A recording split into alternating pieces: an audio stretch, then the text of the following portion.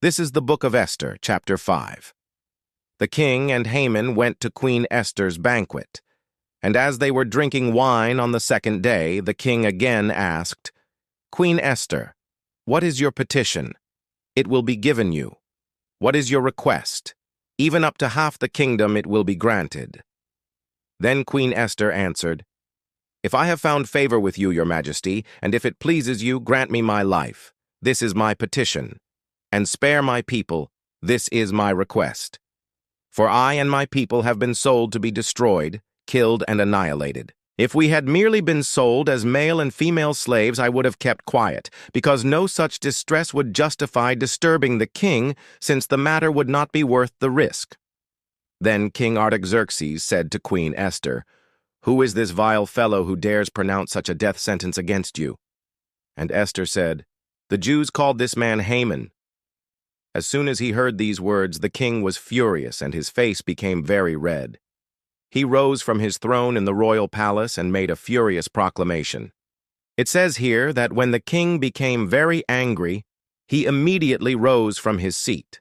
In ancient times, if a king rose from his seat, it meant only one thing: he was about to have someone put to death. This is why Jesus told us in Matthew 23:7, "And do not call anyone on earth your father, for your Father is one and he is in heaven. Nor should you call any woman on earth your mother, for your mother is one and she is the one who conceived you." When Jesus called these religious leaders on earth father and mother, he was calling them kings and queens, because that's how the people at that time addressed their earthly kings and queens, by calling them father and mother. So Jesus is saying here, don't call anyone else father or mother except God, because only he has the authority to do so. You see, even today, when the President of the United States is angry, we say that the President is furious, and then we know something serious is going to happen. Or when a king or queen gets mad, we say that the king has risen from his seat or the queen has risen from her throne, and then we know that someone is in big trouble. But in this story, the king did not just stand up. It says that he was furious, and his face became very red. So someone was definitely in big trouble. In Esther chapter 6, verse 1, it says, "That same night the king could not sleep. So he ordered the book of records, the annals of his reign, to be brought before him, and they were read to him." All the while, the king was visibly upset. The king asked the queen, who was standing beside him, "What is the trouble? What is troubling you?" He looked like a man whose face was set for destruction. You may think that a king would have someone come into his bedroom and tell him good news. But in this case, the king received bad news.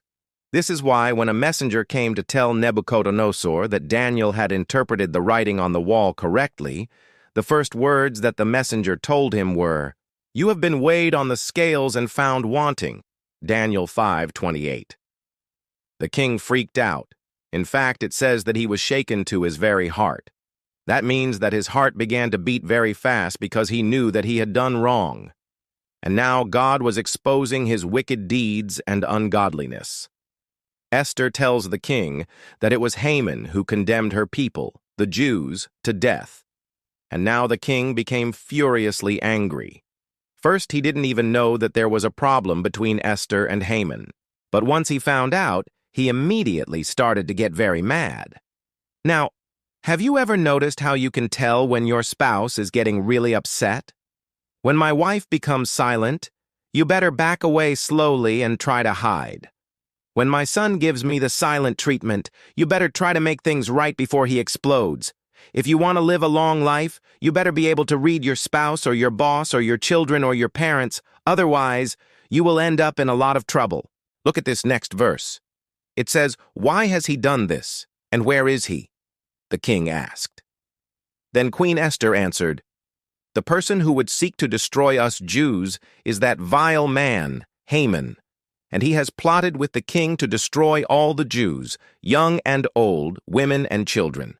We were to be killed with swords, and our bodies thrown into the streets, our cities to be burned." Now, whenever the Israelites were attacked, they were never merely attacked. The attackers always wanted to wipe out everyone. You see, if they left some survivors, those survivors would rebuild Israel and become a threat again. So the enemies of God's people always tried to kill everyone, men, women, children, babies. They wanted to annihilate the entire nation. When I lived in Ethiopia, there was a civil war going on. And I remember one time when we drove into a town, and this was sad, but the rebels had entered the town 2 weeks earlier and had killed every man. They murdered every man, including boys as young as 12 years old. Only the women and the children under 12 remained. Why? So that when the women gave birth, those children would grow up and take revenge on the rebels. Can you imagine the trauma that those little girls suffered? They lost their fathers, their brothers, their husbands, their uncles, their sons, their nephews. Every man in those families was brutally murdered. So Haman wanted to do the same thing to the Jews. He wanted to kill everyone. Now look at what happened next. The king took off his royal robe and gave it to Haman, covering him with it, and publicly announced, "Thus shall it be done to the wicked Haman. Hang him on the gallows at once." Then the king's servants did it in haste. In this passage it says that the king was furious. His face was red. He couldn't sleep, and he looked like a man whose face was set for destruction. Have you ever noticed how when someone close to you is really upset, you can sense it? Their mood changes. You can see that they are hurting inside. You can see that their face becomes pale or red with anger. Have you ever had a parent who never showed their emotions? My dad was like that. He never got excited or upset in front of us. And because he never showed emotion, it was hard to figure out how he was feeling on the inside. But other kids knew how their dads were feeling, because most dads show their emotions when they are really upset. Sometimes they might start to cry. Sometimes they might start to shake. Sometimes they might become very quiet. But most of the time, when someone close to you is really upset, they become very loud. Well, King Artaxerxes was a man whose face was set for destruction because he was extremely angry. And when he was angry, he would use his power. And right now, the king had the power to take away Haman's life. And that's exactly what he did. But notice here, it says that Haman begged for his life. He tore off his clothes and fell on the ground, and he begged the king to save his life. But the king refused. He wouldn't give Haman another chance. When the king became very angry, there was no hope for Haman. In fact, I believe that when the king became very angry, he already had made up his mind. You see, when a husband becomes very angry, the wife knows it's no use to argue. When a dad becomes very angry, the kids know that there's no point in arguing. When a coach becomes very angry, the players know that no one will get playing time the next game. When a teacher becomes very angry, the students know that they will pay for their actions. When a CEO becomes very angry, employees know that there's no time to explain. When a boss becomes very angry, co-workers know that someone will lose their job. When a judge becomes very angry, criminals know that the punishment will be severe. And when a king becomes very angry, the subject knows that the king doesn't care about excuses. So if you ever get a leader angry, remember, there's no use in arguing. There's no use in trying to justify yourself.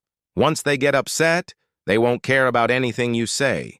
Well, this is the end of our message for today. If you're not a subscriber, please subscribe and share this message with others. God bless you until next time. Shalom.